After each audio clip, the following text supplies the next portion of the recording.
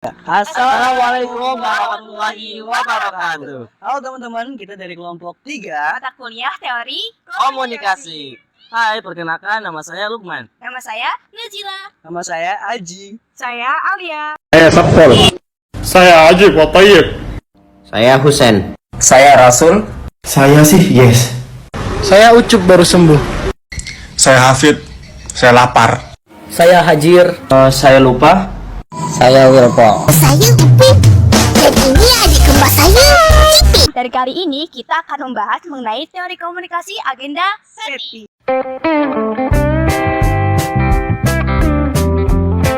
Pada kesempatan kali ini, kita akan membahas salah satu teori komunikasi yang sangat menarik, yaitu teori agenda setting. Apa itu agenda setting? Bagaimana teori ini berpengaruh pada media dan masyarakat? Yuk kita bahas lebih lanjut.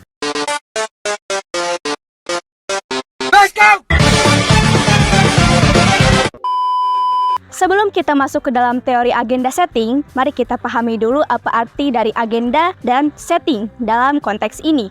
Agenda merujuk pada topik-topik atau isu-isu yang dipilih untuk diberitakan atau dibahas oleh media massa. Sedangkan setting mengacu pada pengaruh media dalam memilih topik mana yang menjadi perhatian masyarakat. Nice. Nah teman-teman, kali ini aku mau membahas mengenai definisi teori agenda setting.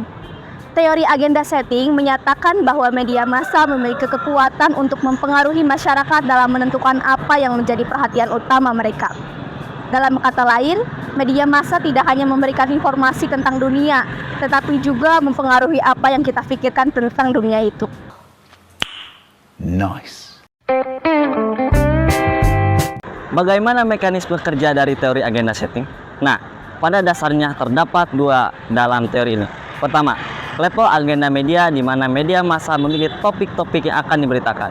Dua, level agenda publik di mana masyarakat menentukan perhatian mereka berdasarkan topik-topik yang diberitakan oleh media. Nice. Mari kita ambil contoh yang lebih konkret. Misalnya, dalam beberapa bulan terakhir, kita sering melihat berita tentang perubahan iklim dan isu lingkungan. Apakah hal itu berarti isu lingkungan menjadi topik yang lebih dominan dalam pikiran kita? Nah, teori agenda setting menyatakan bahwa media massa dapat mempengaruhi kita untuk memberikan perhatian yang lebih besar pada isu lingkungan tersebut. Nice. Selain itu, kita juga bisa melihat pengaruh teori agenda setting pada pemilihan umum atau pilpres.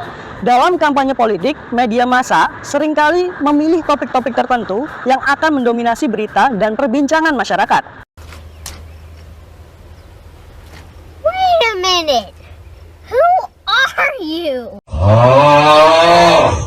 Akibatnya, isu-isu yang diangkat oleh media tersebut menjadi perhatian utama masyarakat dalam memilih calon pemimpin. Nice.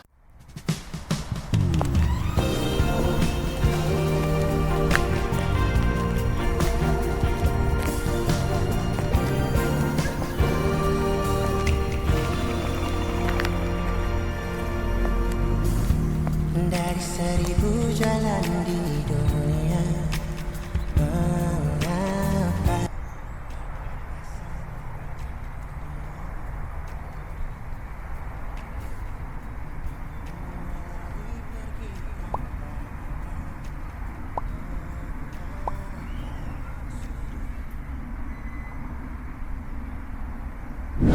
Teman-teman ngomong-ngomong nih ya, kan sekarang ini kalian apalagi ya, terutama sebagai mahasiswa pasti tahu banget dengan perkembangan yang ada di Indonesia. Kemarin beberapa waktu yang lalu nih, Indonesia kan sempat ramai banget kalau Indonesia itu bakal jadi tuan rumah Piala Dunia U20 di tahun 2023. Tapi kan ya kita semua nggak bisa gimana-gimana dong dengan apa yang terjadi hari ini kalau ternyata Indonesia gagal menjadi tuan rumah Piala Dunia U20 tahun 2023. Menurut kalian sebagai mahasiswa nih, kamu dulu deh, menurut kamu kayak gimana nih? Bener ya, apa yang dikatain oleh si abang barusan, bahwasanya fenomena ini sangat dinanti-nanti oleh berbagai negara gitu. Apalagi dengan nominasinya Piala Dunia loh. Siapa sih negara yang nggak bangga bahwasanya dijadikan sebagai tuan rumah di negara tersebut gitu. Apalagi sekarang kan di Indonesia yang katanya akan jadi. Namun yang saya sedihkan gitu, toh kenapa nggak jadi?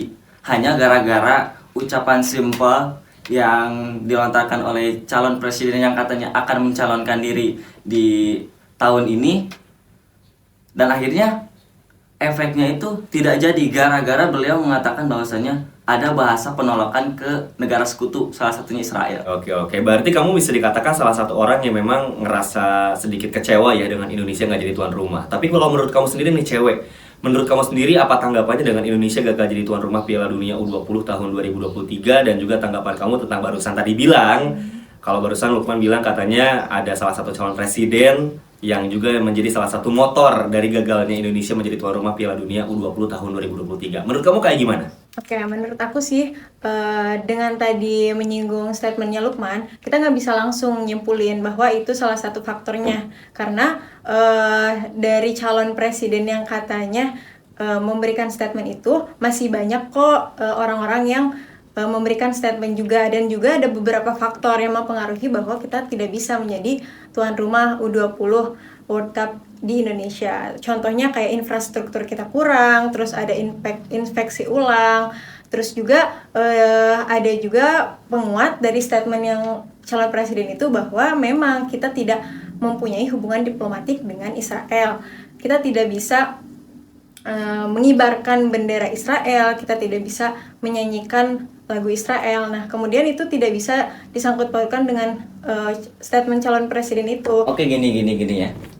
Bukan berarti aku pesimis terhadap negara Indonesia ya mengenai tadi infrastruktur dan lain sebagainya.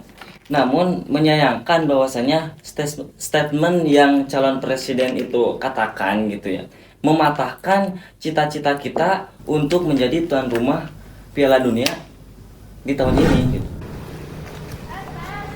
Dil, sorry ya, tunggu lama. Iya bang, gak apa-apa. Ini aku lagi lihat podcast, live streaming podcast gitu, dan temanya itu mengenai kegagalan Indonesia jadi tuan rumah Piala Dunia tahun ini. Dari mana? Dari ya ini radio, podcast radio RCL. Emang kenapa itu isinya apa? Isinya ya mengenai calon presiden itu loh, yang dia bilang statement bahwa Indonesia tuh ya nggak jadi tuan rumah buat Piala Dunia gitu. Aku tuh kesel aja kenapa beliau itu bisa ngeluarin pendapat kayak gitu. Tapi gitu tunggu loh. deh. Sumpah dah aku kesel banget deh. Tapi tunggu ya. Kamu kan nggak denger itu secara fullnya, cuman sepotongnya aja. Siapa tahu fullnya bukan maksud dari video itu atau podcast itu, ya nggak kayak gitu. Harusnya kamu dengerinnya ya sampai full, jangan sepotong-sepotong. Gitu. Jangan menelan informasi bulat-bulat langsung. Kita harus selektif lah dalam memilih media sosial gitu.